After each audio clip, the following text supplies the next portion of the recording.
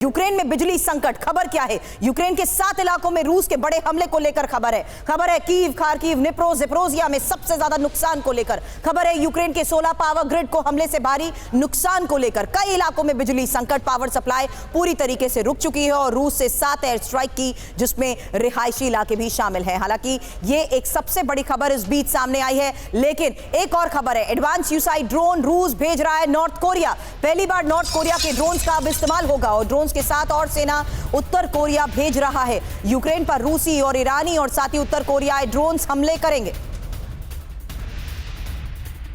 उत्तर Korea पर दक्षिण Korea का यह सनसनीखेज खुलासा। सुधाकर सर, इसी को लेकर आपसे सवाल करूंगी, क्योंकि किम की सेना जिस तरीके से तैयार है और यूक्रेन पर जिस तरीके से विध्वंसक प्रहार हो रहा है, उसकी पहले खबर बता दूं, उसके बाद आपके पास आती हूं, क्योंकि खबर है यूक्रेन में और सेना भेज रहा है उत्तर कोरिया। रूस उत्तर कोरियाई सैनिकों के जरिए घेरेबंदी कर रहा है। नेचुरल मटेरियल से बनाए होममेड ब्यूटी प्रोडक्ट्स, घर बैठे हर महीने 1 लाख तक कमाएं। डाउनलोड करें फ्रीडम ऐप और सीखें बिजनेस के फंडे।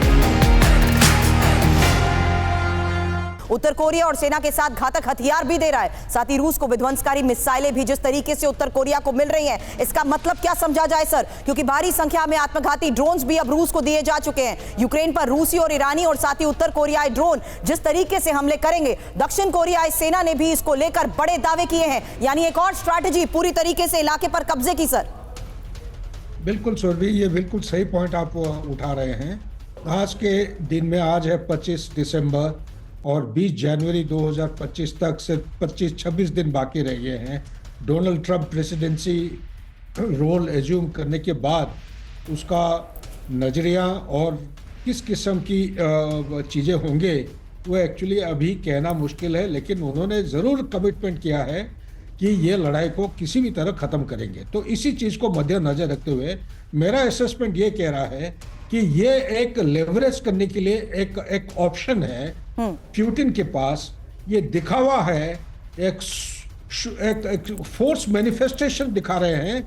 अगर वो इंटरमीडिएट मिसाइल या टैक्टिकल मिसाइल यूज कर सकते हैं जो अमेरिका ने दिया है for deep penetration into Russia, तो ये रशिया के साथ द एक्सेस ऑफ इविल जो कहते हैं, नॉर्थ कोरिया है, चाइना है, ईरान है, इनकी फोर्स भी जब जरूरत पड़े तब आ सकते हैं। नंबर 1। नंबर 2, इसी फोर्स के पास ये जो आप ड्रोन, सुइसाइड किलर ड्रोन कह रहे हैं, ये एक फोर्स मल्टीप्लायर है, एक गेम चेंजर है। ये अगर इस्तेमाल हो जाता है तो यूक्रेन को ध्वंस कर सकता है, बहुत बड़ी मात्रा में बहुत नुकसान पहुंचा सकता है।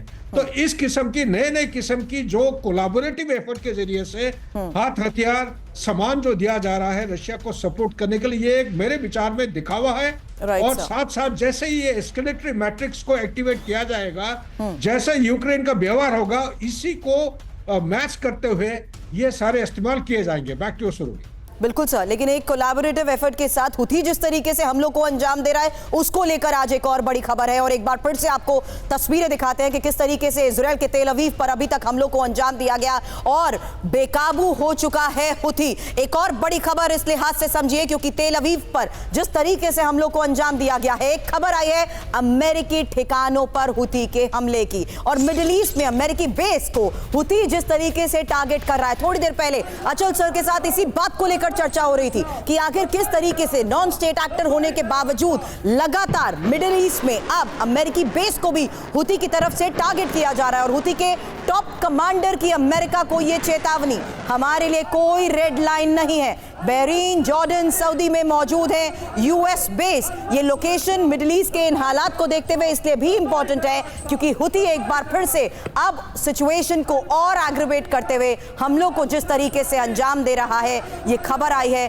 कि अब अमेरिकी बेस को भी मिडिल ईस्ट में यूएस बेस पर भी हुथी के टारगेट सेट हो चुके हैं। अब अमेरिका के एयरक्राफ्ट कैरियर पर हमला करेगा हुथी। एक और बड़ी खबर है, अमेरिका का चौथा कैरियर हुथी के निशाने पर है और यूएसएस हैरी ट्रूमन पर हमले की धमकी को लेकर खबर बड़ी है। हुथी के टॉप लीडर मोहम्मद अली अल हुथी की यह चेतावनी है, आसान निशाना है अमेरिका के वॉरशिप। तो अमेरिकी वॉरशिप पर हमले को लेकर खबर एक्सपर्ट से समझे, उससे पहले ये चेतावनी जिसमें साफ तौर पर हुथी ये कह रहा है कि आसान निशाना है अमेरिका के वॉरशिप, और ये हुथी के टॉप लीडर मोहम्मद अली अल हुथी की चेतावनी आखिर है क्या, जानिए।